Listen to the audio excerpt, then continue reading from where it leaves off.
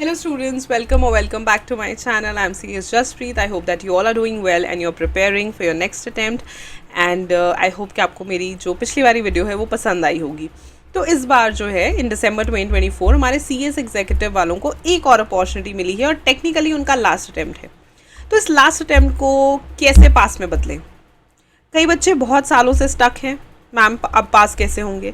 तो इस last attempt को अगर आपको वाकई में पास में बदलना है तो कुछ ऐसी चीज़ें हैं जिनको आपको सुधारना पड़ेगा, जिन पे वर्क करना पड़ेगा. आज वो चीज़ें मैं आपको बताऊंगी ताकि इस लास्ट अटैम्प्ट को आप फ्रूटफुल बना सको और एक्चुअली में क्लियर करके नेक्स्ट लेवल पे जा सको. राइट, दिसंबर 2024 में CS एग्जीक्यूटिव का जो लास्ट अटैम्प्ट है उसके लिए क्या कमी पेशियाँ आपकी रह गई हैं या किन के ऊपर आपको काम करना है वो आज मैं आपको बताऊंगी. But before that, if you're new to my channel, hi, I'm CS Jaspreet Dhanjal. I'm an Unacademy Plus class educator for CSET and CS professional students. Feel free to check the content I create and subscribe to my channel and hit the bell icon right next to it so that whenever I upload a video, you get notified. Now, first thing, work on your flaws. Flaws क्या होती हैं? कमियाँ. हम में तो कमियाँ ही नहीं है कोई मैम, हमें तो सब आता है. You know, most of the times when we stay stuck at one level, कहीं ना कहीं हम अपनी कमियों को नोटिस ही नहीं कर रहे होते, या कोई बताता नहीं है या कोई बता देता है तो हम मानते नहीं हैं. तो अपने फ्लॉज के ऊपर काम करना शुरू करो. जिस दिन हम ये सोचना बंद कर देंगे ना कि इसने मेरे साथ इन्होंने अच्छा नहीं पढ़ाया तो मैं क्लियर नहीं किया, मेरे पेरेंट्स ने मुझे अच्छी ट्यूशन पे नहीं भेजा तो मैं क्लियर नहीं किया, the day you will realize that you can do whatever you want to do but your approach should be correct. Flaws होती हैं कमियाँ, ठीक है. अब कमियाँ क्या हो सकती हैं? कमियाँ बहुत तरीके की हो सकती हैं, trust me. Starting from preparation, ठीक है. देखो, जिस टीचर ने आपको पढ़ाया उन्होंने उन्हें भी पढ़ाया होगा जो पास हो गए, ठीक है. तो फिर आपने और उनमें क्या फ़र्क है वो आप देखो. रिविज़न, कई बच्चे प्रेपरेशन ही करते ही रहते, रिविज़न तक पहुँचते ही नहीं है तो वहाँ जाके याद नहीं रहेगा. राइटिंग प्रैक्टिस में कमी तो नहीं है, ठीक है. प्रेजेंटेशन स्किल्स में कमी तो नहीं है, राइट. घबरा तो नहीं जाते पेपर में जाके, ठीक है. माइंडसेट वीक तो नहीं है. ये सारी कमियां ही होती हैं, ठीक है. ये सब कमियां हैं और ये कमियां तब तक रहेंगी जब तक हम इन पे वर्क नहीं करेंगे.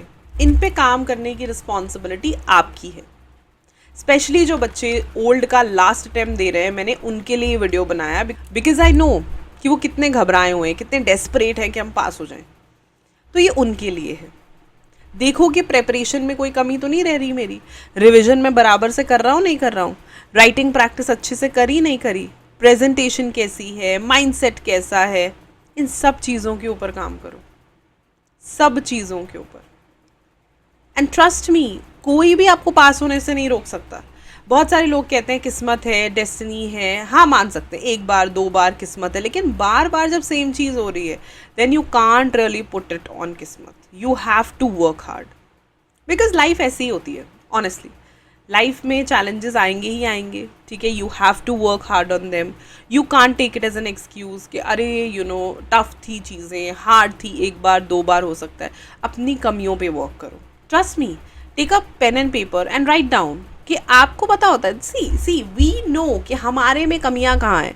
वी नो कि कब हमने प्रेपरेशन में ऐसे बंक कर दी क्लासेस, या ये सोचा रहे कोई बात नहीं बाद में देख लेंगे, रिकॉर्डिंग देख लेंगे. रिवीजन में कहाँ कमी छोड़ी, राइटिंग प्रैक्टिस कब नहीं करी, आपको पता है.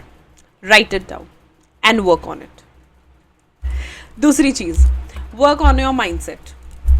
मल्टीपल फेलियर्स के बाद अच्छे से अच्छा इंसान भी होता है ना, वो भी वीक होना शुरू हो जाता है, उसका माइंडसेट वीक होना शुरू हो जाता है. You have to work on it because weak mindset के साथ अगर आप ऐसा कंपेरेटिव एग्जाम दोगे इट विल नेवर मैच. आपने देखा होगा ऐसे बच्चे ना एकदम वो होते हैं, दलेर होते हैं, हाउ आई से इट, राइट. उससे क्या होता है कि अगर आप पास नहीं भी हुए you have to wake up next day and you have to work 200%. अगर आप नहीं करते हो it will not get along a very long way, right. So mindset पे काम करना बहुत ज़रूरी है. हम वीक माइंडसेट से टफ प्लेटफॉर्म्स को कवर नहीं कर सकते. हम वीक माइंडसेट से टफ एरियाज़ में अपने आप को एस्टैब्लिश नहीं कर सकते. That is not something that we can do. So we have to work on our mindsets और वो आपको करना है. मल्टीपल फेलियर्स के बाद घबराना, एंजाइटी होना बहुत कॉमन है, राइट, बट हमें उसको रोकना है।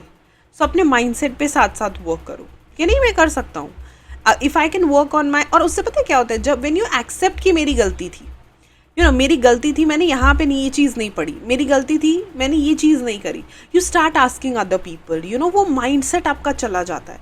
आप अपने आप ऐसे हो जाते हो कि नहीं, if I can work on my self I will improve.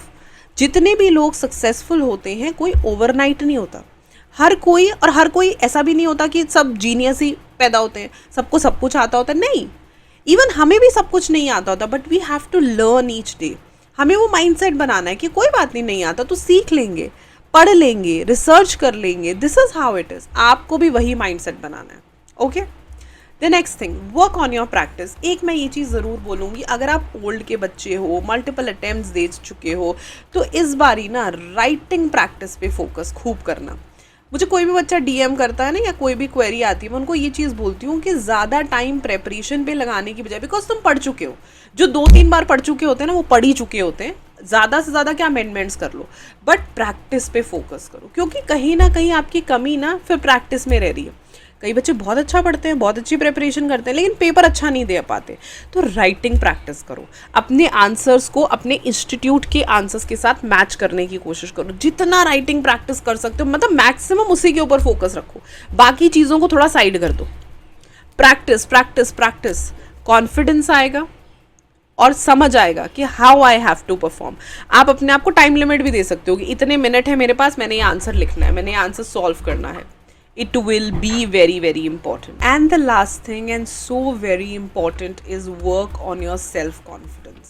अपने कॉन्फिडेंस पे वर्क करना बहुत ज़्यादा इम्पॉर्टेंट है, क्योंकि ट्रस्ट मी, अगर आप अंदर अपना 50% प्रेपरेशन लेके जाते हो, तो 50% कॉन्फिडेंस लेकर के जाते हो कि आई can do it, because it is not the college exams और स्कूल एग्ज़ाम्स कि जो मैम ने पढ़ाया वही आ गया, ठीक है। ऑफकोर्स जो पढ़ाया जाता है वही आता है, बट कॉन्सेप्चुअल चीज़ें आ जाती हैं, नई चीज़ें पूछ ली जाती हैं, नए टाइप के क्वेश्चंस आ जाते हैं, तो बच्चों का घबराना बहुत ज़्यादा नॉर्मल है।